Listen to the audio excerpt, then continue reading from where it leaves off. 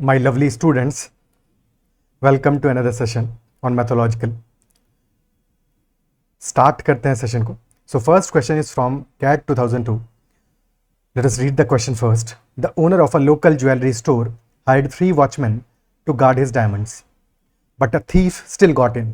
तो उसने 3 watchman guard लगाए, बट इसके बाद भी चोर आ गया and stole some diamonds. On the way out, the thief met each watchman one at a time. To each he gave half of the diamonds he had then and 2 more besides. He escaped with only 1 diamond. So basically उसने चुराए सारे के सारे diamonds watchman के लिए. Ultimately उसको तो एक ही diamond मिला. So how many did he steal originally? That is the question. Now in any such question, best approach is reverse approach. Starting from the last line and backtracking. ठीक है, reverse approach या back tracking approach वो best है. पर साथ में हम normal approach भी समझेंगे कि नॉर्मल अप्रोच से हम इस क्वेश्चन को सॉल्व करेंगे तो कैसे सॉल्व करेंगे. दोनों अप्रोच हम देखेंगे. तो बस फोकस करना क्वेश्चन पे और फिर एक और क्वेश्चन ऐसा करेंगे ताकि तुमको ये चीज़ बिल्कुल परफेक्टली क्लियर हो जाए. फिर तुम अपने एंड पे क्वेश्चन प्रैक्टिस कर सकते हो. ओके, सो लास्ट में हमें कितना मिल रहा है? 1 डायमंड के साथ में द थीफ इज एस्केपिंग, और बीच में उसको 3 वॉचमैन को के साथ भी सौदा करना है, डील करना है. सो उनको भी वो कुछ डायमंड दे रहा है. Okay, so he is escaping with 1 diamond at last.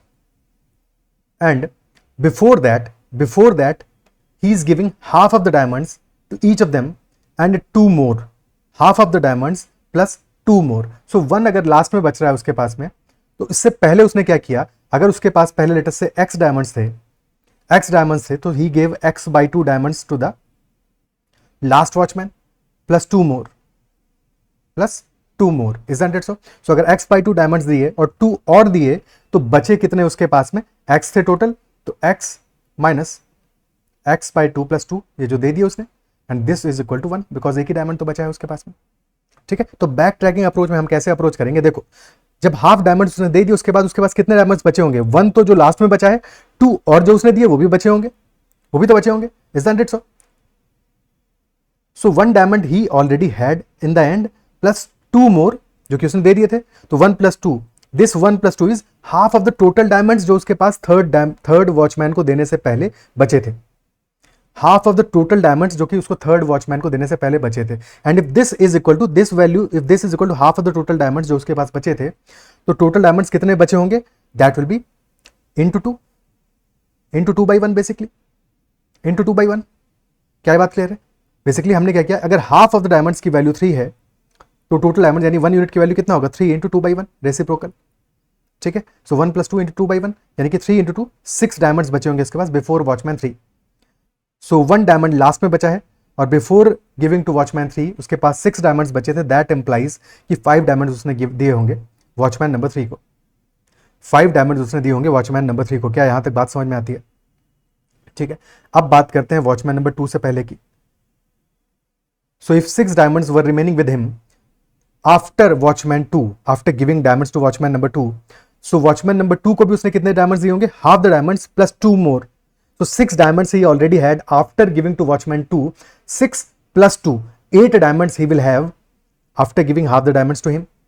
So 6 plus 2 का 2 times will be total number of diamonds with him before giving to watchman number 2. यानी कि 6 plus 2 into 2 by 1, 8 into 2, 16 diamonds होंगे उसके पास initially before watchman 2. Initially यानी कि before watchman 2, watchman 1 को देने के बाद में वॉचमैन 2 को देने से पहले 16 डायमंड्स होंगे. And if that is so तो 10 diamonds he must have given to watchman number 2. 10 diamonds he must have given to watchman number 2. Clear? अब बात करते हैं वॉचमैन नंबर 1 के लिए. 16 diamonds he has after giving to watchman number 1. 16 diamonds he has after giving to watchman number 1. Watchman number 1 को he gave half the diamonds plus 2 more. तो 16 बचे हैं, 16 plus 2 बचे 18 बचे होंगे हाफ डायमंड्स देने के बाद में. तो टोटल डायमंड्स हो जाएंगे 16 plus 2 into 2 by 1, that is 18 into 36. तो वॉचमैन नंबर 1 को कितने दिए होंगे? 36 minus 16, 20 है जो डिफरेंस है 36 और 16 का. 20 डायमंड्स उसने दिए होंगे वॉचमैन नंबर 1 को. सिमिलरली यहाँ पे 16 और 6 का डिफरेंस 10 डायमंड्स दिए होंगे वॉचमैन नंबर 2 को, और 5 डायमंड्स दिए होंगे 6 और 1 का difference to watchman number 1. Question क्या पूछ रहा है? How many did he steal originally? तो originally he had stolen 36 diamonds. Option B will be the answer. क्या ये समझ में आता है? ठीक है, originally he must have stolen 36 diamonds in total. Okay, clear है? ठीक है, अब इसी को अपन रिवर्स अप्रोच के बजाय कन्वेंशनली सॉल्व करते हैं। बट कन्वेंशनली सॉल्व करने के लिए हमें कुछ चीजें हैं जो कि सोचनी पड़ेंगी। देखो, पहले बार जब वो डायमंड्स दे रहा है तो क्या कर रहा है, he is giving half the diamonds, तो 1/2, अगर उसके पास जितने भी डायमंड्स होंगे उसका 1/2 डायमंड्स दे देगा प्लस 2 एक्स्ट्रा दे देगा।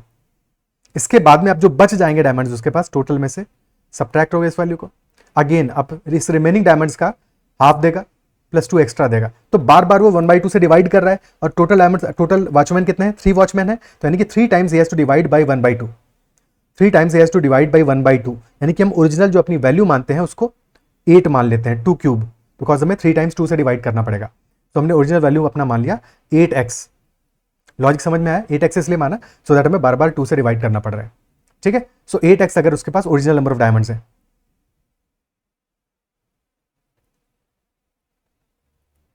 ओके, अब यहां पे एक गलती जो कि नहीं करनी है, डायरेक्टली ऑप्शंस में से देख के 40 या फिर नन ऑफ दीज नहीं मार्क कर दोगे कि 8 का मल्टीपल नहीं है 36 या 25, ना, ये लॉजिक नहीं लगेगा, ये हमने अपने एजम्पशन के लिए माना है।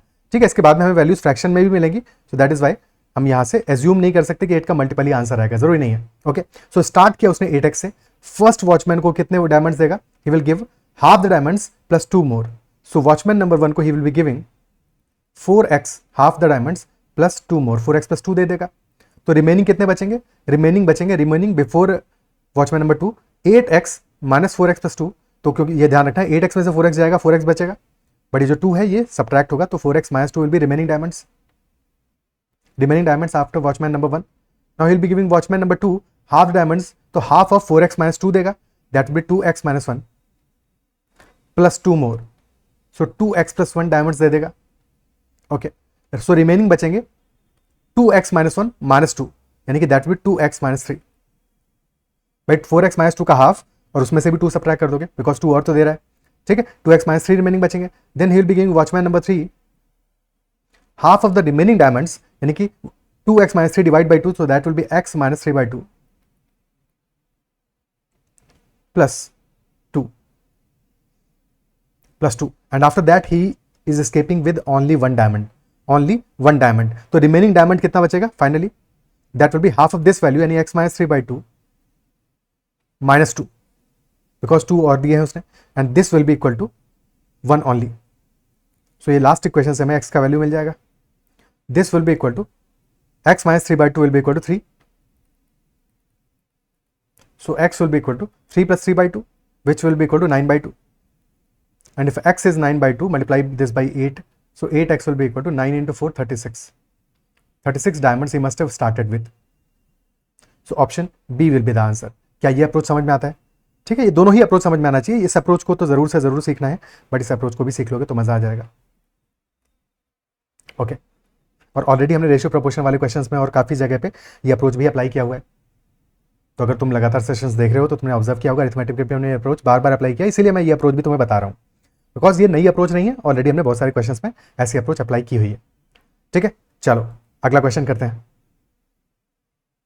Next is 4 friends A, B, C and D were playing a game of cards. They put some cards aside. A picks 1/4 of the total cards and 3 more. B then picks 1/3 of the remaining cards and 2 more. C picks half of the remaining cards and 1 more. And D then picks the remaining 6 cards. If no cards are left, find the total number of cards to begin with. Pause the video and try to solve it yourself first. ठीक है, इस बार last में कोई cards नहीं बचे हैं, but D ने 6 cards pick किए हैं रिमेनिंग वाले। ओके, अगेन पहले back tracking approach, reverse approach देखते हैं, और उसके बाद में फिर देखते हैं अपना conventional approach. Okay, so D has picked 6 cards, so 6 cards were remaining finally after C had taken the cards, and C had picked half of the remaining cards plus one more. So after C has picked half of the remaining cards, बचे हुए cards कितने होंगे 6, plus उसने 1 extra pick किया है, 6 तो D के पास बचे थे, 6 plus 1 यानी कि 7 cards were half of the cards before C had taken the cards. तो 6 plus 1 का into 2 by 1, this is total number of cards, 7 into 2 14 before C has picked the cards. तो C ने कितने cards पिक किए होंगे, 14 और 6 का difference कितना है, दैट डिफरेंस इज 8, तो C must have picked 8 cards. Clear? Then coming to B, and B has picked 1/3 of the remaining cards plus 2 more. तो 14 तो कार्ड्स बचे थे बी के पिक करने के बाद में, 2 more cards B has picked, तो 14 प्लस 2 इज 16, और ये 16 क्या होगा, because B has picked 1/3 of the remaining cards, 1/3 cards को बी ने पिक किया है. So if B has picked 1/3 of the remaining cards, तो 2/3 कार्ड्स बचे हुए रह गए होंगे, और 2/3 कार्ड्स की वैल्यू हमें गिवन है, that is 14 plus 2. So if 2/3 cards are 14 plus 2, तो टोटल कार्ड्स कितने होंगे, यानी 1 यूनिट कार्ड कितने होंगे, 14 प्लस 2 इंटू 3/2. ठीक है, 1/3 तो बी ने पिक कर लिए थे, 2/3 बचे थे, 2/3 16 है, तो टोटल वैल्यू होगा 16 इंटू 3/2. टोटल वैल्यू आ जाएगा 16 into 3/2, that is 24. And if 24 is total value, 14 cards were remaining after B has picked the cards, so B must have picked 10 cards. 10 cards, basically 8 cards plus 2 cards, 8 plus 2, 8 plus 2 cards. ठीक है. Similarly, now coming to the last person or the first person in order, A. 24 cards are remaining and A has picked 1/4 of the total cards plus 3 more. 3 more. यानी कि 24 plus 3 must have been 3/4 value of the total cards initially. 3/4 रहा होगा because 1/4 ही तो इन्हें pick किए हैं, तो total value आ जाएगा into 4/3, into 4/3. 27 into 4/3 will be 36, and 36 is total value. 24 is the value after A has picked the cards. 36 minus 24 will be 12. तो A must have picked 12 cards. Question ने पूछा है total number of cards to begin with, that is 36, option B. That will be 36, option number B. Clear? ठीक है. Now coming to our approach, हमारे approach में हमें क्या ध्यान देना है, ए ने पिक किए हैं कितने, 1/4 कार्ड प्लस सम कार्ड्स. ठीक है. B has picked 1/3 cards plus some cards, and C has picked half cards plus 1 card, some cards. ठीक है. So we have to divide by 4, we have to divide by 3, we have to divide by 2. 4 into 3 into 2, LCM नहीं लेना है. 4 into 3 into 2 करेंगे तो हमारा कितना value आ गया, 12 आ गया, 24 आ गया, 24 आ गया. So will start with total 24x cards, starting with 24x cards. Okay, and if 24x cards are there initially, then A has picked 1/4 of the total cards, which is 6x plus 3 more. So A has picked 6x plus 3 more, so remaining cards will be 24x minus 6x, that is 18x minus 3. Okay, then B has picked 1/3 of the remaining cards and 2 more, 1/3 of this value, so 18x minus 3 का 1/3 आ जाएगा, 6x minus 1 plus 2 more.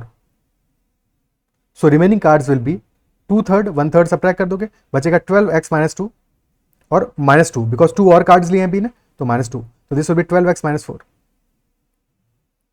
And then C has picked half the remaining cards, which is 6x minus 2 plus 1 more. So remaining cards will be 6x minus 2, और एक और card सी ने ले लिया था तो -1, and this is equal to 6. 6x minus 2 minus 1 is equal to 6. So 6x minus 3 is 6, 6x will be equal to 9. So x will be equal to 9/6, which is 3/2. X is 3/2, 24x will be 24 into 3/2. So the answer will be 36 cards. तो दोनों ही approach बढ़िया है, दोनों से तुम्हारा question solve हो रहा है. ठीक है. ये बैक ट्रैकिंग अप्रोच जरूर समझ में आना चाहिए, बिकॉज 100% केसेस में काम करेगा, ये भी 99% केसेस में बढ़िया से काम करेगा. बाकी केसेस में प्रॉब्लम कुछ नहीं होगा, बस कुछ वैल्यूज फ्रैक्शन में आ सकती हैं, तो कैलकुलेशन में थोड़ा सा हमें टिपिकल हो सकता है. बाकी अदरवाइज इन जनरल क्वेश्चन इससे भी सॉल्व हो जाएगा. तो दोनों ही अप्रोचेस क्लियर होना चाहिए, समझ में आना चाहिए, दोनों तुम्हें प्रैक्टिस अपने एंड पे कर लेना है. ठीक है. चलो अगला क्वेश्चन करते हैं. If a sum of rupees 200 is to be paid using these notes of the denomination rupees 2, rupees 5, rupees 10 and rupees 25. तो rupees 2 के नोट्स हैं, rupees 5 नोट्स हैं, rupees 10 के नोट्स हैं and rupees 25 के नोट्स हैं. Okay. Using at least 1 note of each kind, कम से कम एक नोट तो जरूर यूज करना है हर एक तरह का, हर एक डिनोमिनेशन का. Then minimum how many notes will be used. Purpose is to use minimum number of notes, और सम हमारा 200 ऑब्टेन करना है. सम 200 ऑब्टेन करना है. अगर number of notes should be minimum, if number of notes should be minimum, then हमें कोशिश क्या करना होगा कि जो सबसे हाईएस्ट डिनोमिनेशन है दैट इज रुपीज 25, उसके मैक्सिमम कार्ड्स को हम ले लें, मैक्सिमम नोट्स को हम ले लें. ठीक है. मैक्सिमम नोट्स को हम ले लें.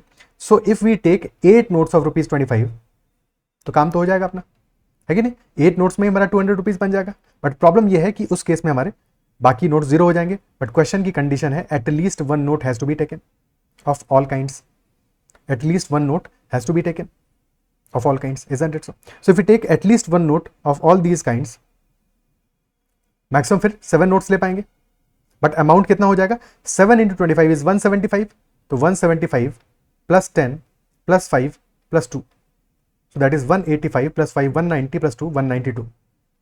so 8 rupees is extra remaining. इसके लिए भी तो नोट्स लेने पड़ेंगे, बट 8 रुपीज के लिए तुम नोट लोगे तो फिर 2 रुपीज के ही नोट लेने पड़ेंगे, बाकी बचे हुए 2 रुपीज के नोट लेने पड़ेंगे, बिकॉज 5 से और 10 से तो कॉम्बिनेशन बनेगा नहीं 8 का. तो clearly we have to take 4 more notes of 2 rupees. So this will be the minimum value of total number of notes. ठीक है, 7 plus 1 8 plus 1 9 plus 5 14 notes. So this is the minimum value possible. क्या ये part clear है? This will B minimum value. Okay, ठीक है. अगर हमें maximum number of notes लेने होते तो क्या करते? अगर मैक्सिमम नंबर ऑफ नोट्स लेने होते तब क्या करते?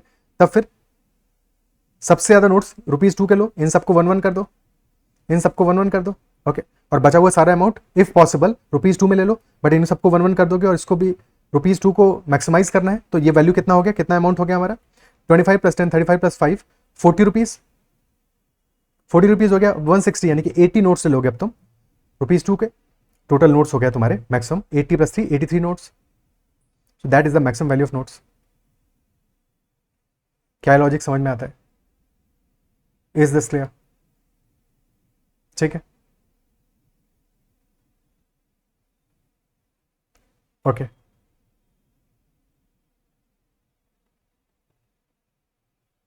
एक और छोटी सी बात है जो इस क्वेश्चन में समझते हैं. देखो, टोटल सम हमें चाहिए 200 एंड 5 रुपीज का नोट, 10 रुपीज के नोट और 25 रुपीज के नोट, तुम जितने भी लोगे, these all are multiples of 5 और 10. 5 के मल्टीपल है या फिर 10 के मल्टीपल है, और टोटल अमाउंट जो हमें चाहिए वो भी हमारा 10 का मल्टीपल है. सो हमें 2 रुपीज के जो नोट्स हैं वो भी 5, अल्टीमेटली जो टोटल नंबर है, टोटल वैल्यू है, दैट शुड बी इधर मल्टीपल ऑफ 5 और मल्टीपल ऑफ 10. दो ही केसेस बन सकते हैं, बिकॉज हमें सम चाहिए टोटल 10 का मल्टीपल, बाकी सब के सब हमारे 10 या फिर 5 का मल्टीपल है. और 2 रुपीज क्योंकि हमारा 2 एक इवन नंबर है, दैट इज वाई 5 का मल्टीपल हम बना नहीं पाएंगे. 5 का मल्टीपल का मतलब 5 का ऑड मल्टीपल नहीं बना पाएंगे, यानी कि 5 15 25 रुपीज हम 2 रुपीज के नोट से नहीं बना सकते सिर्फ. इजंट इट सो? तो हमें डेफिनेटली 2 रुपीज के जो नोट्स लेने होंगे उनसे 10 का मल्टीपल बनाना पड़ेगा, 10x. यानी कि basically in any case we have to take 5 notes or a multiple of 5. या तो 5 नोट्स लेंगे या फिर 10 लेंगे या 15 लेंगे या 20 लेंगे. इसीलिए हमारा जो फर्स्ट केस भी मिला मिनिमम वाला, वहां पे भी हमें 5 नोट्स लेने पड़े हैं, 5 10 15, जबकि हमारा पर्पस मैक्सिमाइज करने का था, बट कोई और कॉम्बिनेशन से 200 बन ही नहीं पाएगा. क्या बात समझ पा रहे हो? तो हमारा 2 रुपीज के नोट्स जो होंगे, अगर कोई डिफरेंट क्वेश्चन आता है तो वहां पे ये लॉजिक हमें डेफिनेटली हेल्प करेगा कि रुपीज के नोट्स डेफिनेटली हमें 5 के मल्टीपल में ही लेने पड़ेंगे. क्या बात समझ पा रहे हो? ठीक है, बिकॉज हमारा जो टोटल सम बनाना है दैट इज 200. अगर वो 204 होता तो बात डिफरेंट हो जाती, तब फिर हमारा केस डिफरेंट हो जाता. लेट अस से 200 की बजाय हमने क्या होता 204. ठीक है, 204 करते, टोटल अमाउंट हमें 204 चाहिए और मिनिमम नंबर ऑफ नोट्स चाहिए. तब क्या होगा? तब फिर हमारा 2 5 10 एंड 25. 25 के तुम 8 नोट्स ले लोगे तो काम नहीं चलेगा. 7 नोट्स ले लिया तुमने, ओके. 10 का 1 ले लिया, 5 का 1 ले लिया, 2 का 1 ले लिया. अमाउंट कितना हो गया हमारा? 25 इंटू 7 175, तो 175 plus 10 plus 5 plus 2, so that is 192. 192. अभी भी 12 एक्स्ट्रा बचा है. अभी 12 कैसे कंपनसेट करोगे? एक 10 का नोट ले लो और एक 2 का नोट ले लो, बन गया 12. टोटल नंबर नोट्स कितने हो गए? 1 2 3 4 5 12 नोट्स हो गए. तो 12 notes is the minimum value in case of 204. 200 के लिए 40 नोट्स लगे, बट 204 रुपीज के लिए सिर्फ और सिर्फ 12 नोट्स में हमारा काम चल जाएगा. क्या ये बात अप्रिशिएट कर पा रहे हो? ठीक है, ओके, क्लियर. नेक्स्ट क्वेश्चन करते हैं.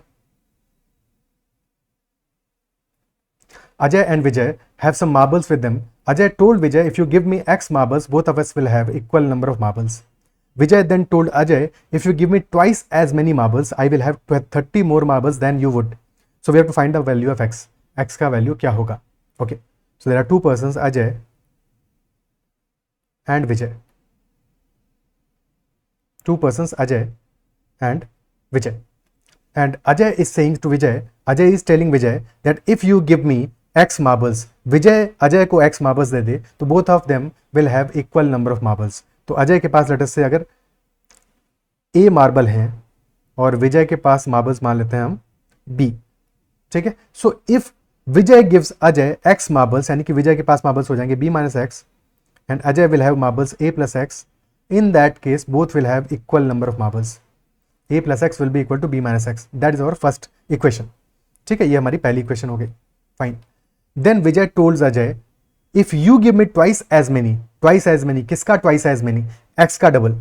ठीक है, यानी कि 2x मार्बल्स अगर दे दे अजय विजय को, तो Vijay will have b plus 2x marbles. Because initial condition के बारे में बात हो रहा है. देखो, जब भी इफ के साथ बात स्टार्ट होता है तो हमारा एक केस की बात कर रहा है. That is not actual scenario, that is only कि अगर ऐसा होता तो वैसा होता, ये होता तो वो हो जाता. ठीक है, बट वो हुआ नहीं है, होता तो क्या होता वो बता रहा है. ठीक है, so if you give me twice as many, यानी कि if Ajay gives Vijay 2x marbles, then Vijay will have 30 more marbles than Ajay. Ajay के पास रिमेनिंग मार्बल्स बचेंगे a माइनस 2x, और Vijay will have 30 more marbles, यानी कि डिफरेंस इनके बीच का है 30. तो b plus 2x minus a minus 2x, this is equal to 30. This is equal to 30. तो b minus a plus 2x यानी कि plus 4x, this is equal to 30. और पहली इक्वेशन से रिजल्ट हमें क्या मिल रहा है, फर्स्ट इक्वेशन से मिल रहा है 2x is equal to b minus a. 2x is equal to b minus a. Put कर दोगे इस इक्वेशन में, तो b minus a की जगह पुट करोगे, because we need to find out value of x. हमें a और b के बीच का जो अजय और विजय के पास जो मार्बल्स उनका डिफरेंस नहीं चाहिए. We need to find out what is the value of x. तो 2x प्लेस कर दोगे b माइनस a की जगह पे, तो 2x plus 4x, 6x is equal to 30, and hence x will be equal to 5. x will be equal to 5. Option b will be the answer. ठीक है, option b हमारा answer हो जाएगा. क्या ये बात क्लियर है? ठीक है, ये तो एक अप्रोच हो गया इस क्वेश्चन को सॉल्व करने का. और कैसे हम सोच सकते हैं, तो एक बार और देख लेते हैं इस क्वेश्चन को. देखो, Ajay told Vijay, if you give me x marbles, both of us will have equal number of marbles. So if Ajay gives Vijay x marbles, both will have equal number of marbles. Isn't it so? ये question हमारा कह रहा है. ठीक है, both of them will have equal number of marbles. Okay, so let us say they have y number of marbles after this process. दोनों के पास equal marbles हो गए. कब?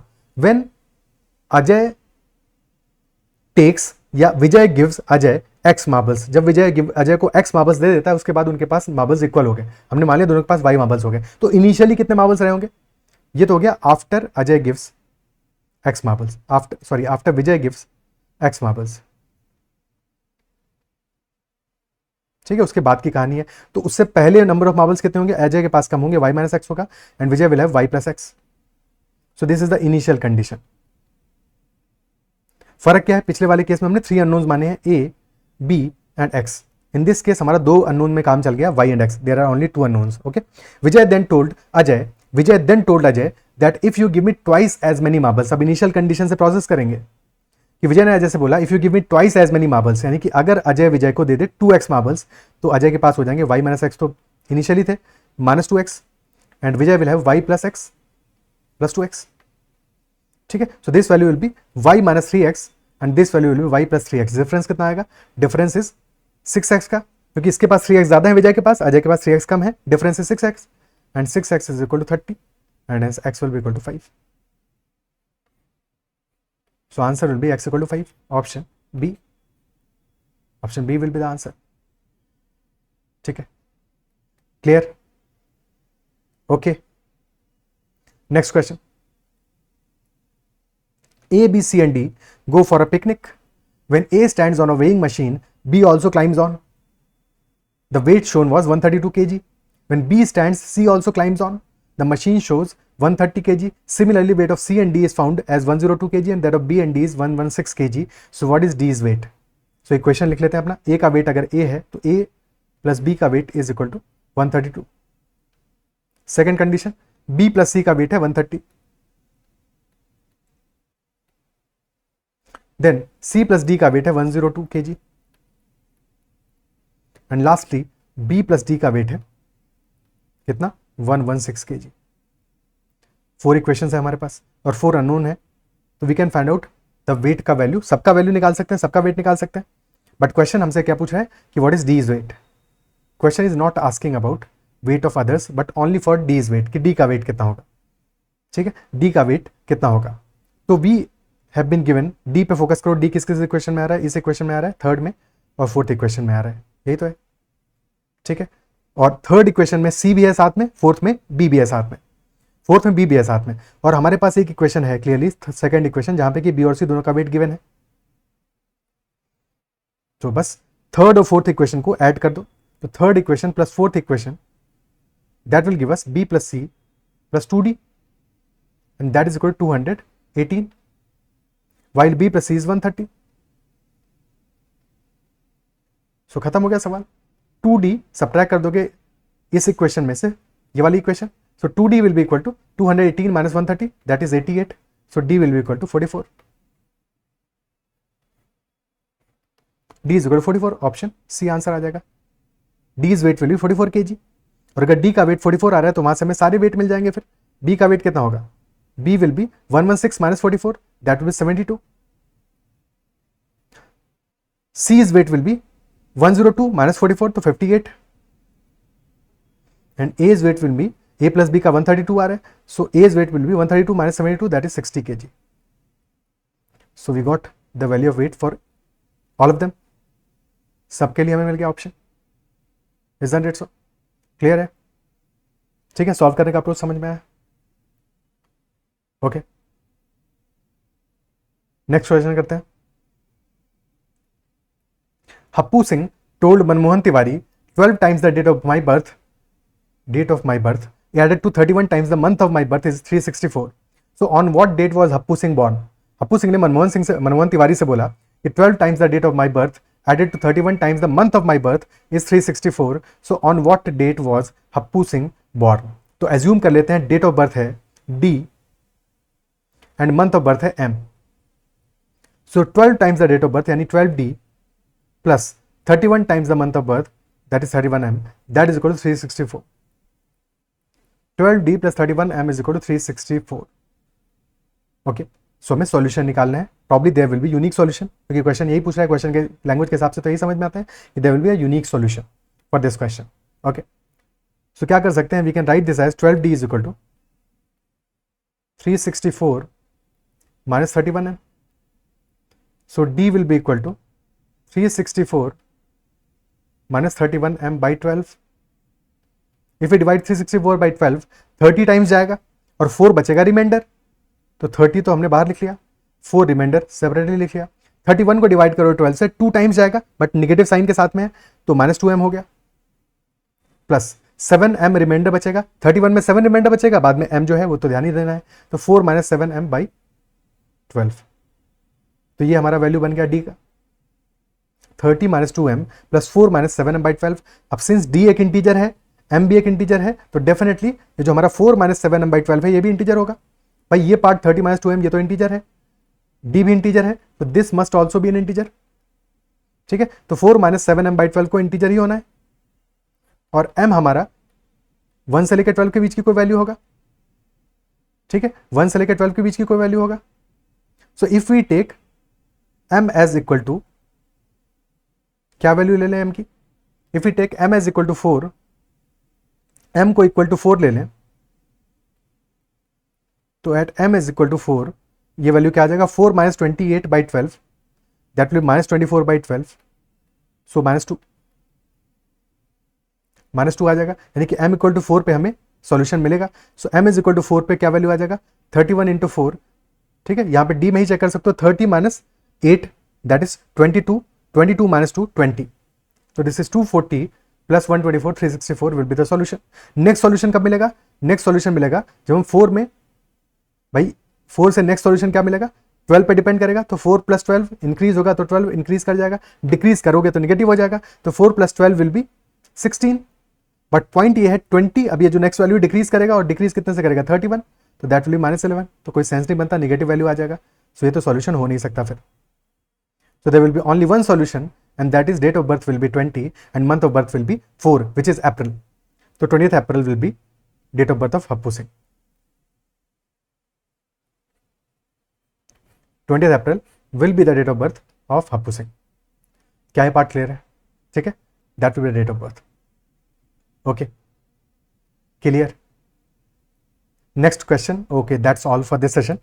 इतना ही रखते हैं सेशन में, and from next session will be starting quadratic equations, and I believe कि सेशन में जो भी हमने कॉन्सेप्ट डिस्कस किया वो समझ में आएंगे और मजा भी आया होगा, काफ़ी सारी चीज़ें सीखने को मिली होंगी। और अगर सेशन अच्छा लगा है, पसंद आया, तो make sure to like the session and hit the like button. और अगर अब तक चैनल सब्सक्राइब नहीं किया तो जरूर से कर लेना। साथ में you can also join Telegram channel Mathological, and you can also message me on Telegram at ADITYAKT in case of any queries or questions. That is all for this session. Bye bye. Take care and keep learning.